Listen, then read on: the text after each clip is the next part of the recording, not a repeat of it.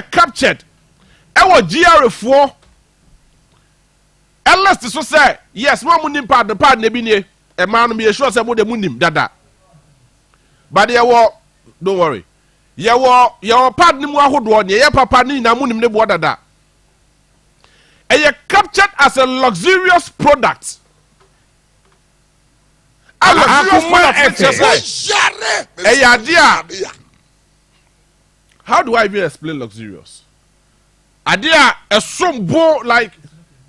enya adia ye here. But look, before God a man,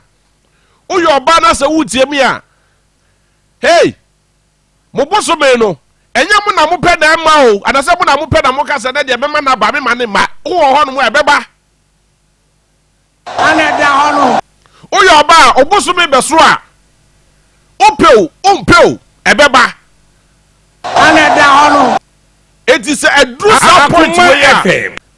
na say ya the 20% eto e de ato pada e ma be yusu omubusu me du be yusu na yetimi ka ho asem na aban ni ntimi ehunu se sebi mpredese ba bia duri mame tete sa ne ma no so me hunu se because on the average Ghana man which is our report way very very explosive on the average bosumi bia a man ahodo 1.8 billion across the world and the bua munsa say another date say 23rd Akoma FM from 23rd up to 30th of this month a man 1.8 billion and the baby monsa on benyo menses they'll be menstruating so in effect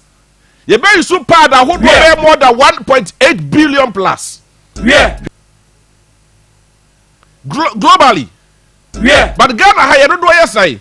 man do do say your fund is on the average and money now about 10 million if it's on the average a man who say it's about 10 million which you know say a bro na say a man over 10 million FM a top part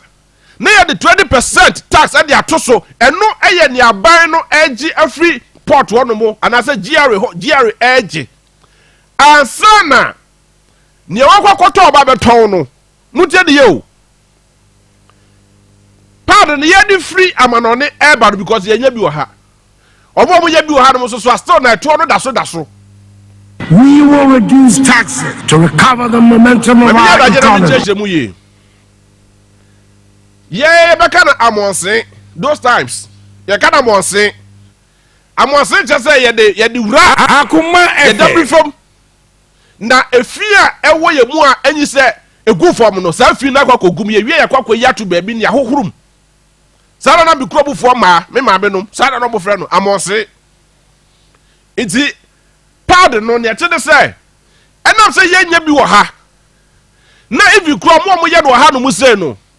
eto a eye 20% eda so e wo mo di frama no ne eba Ghana ha ene omo a omo ye bi wo ha sa 20% no eda so what you come and say eti Akoma FM no 20% or even your akwakwa crab and 20% ena or the bar ni okwakoto aba beton so ebetua another eto ewo so that is the 17.5 e apply to nipa no ba beto akwakwa yusu no what you come and say eti niama bo ekosoro no na bibi te say pad so emma eye hia de ede mo and yes, sir, optional. It is a must. It is something. It is a need.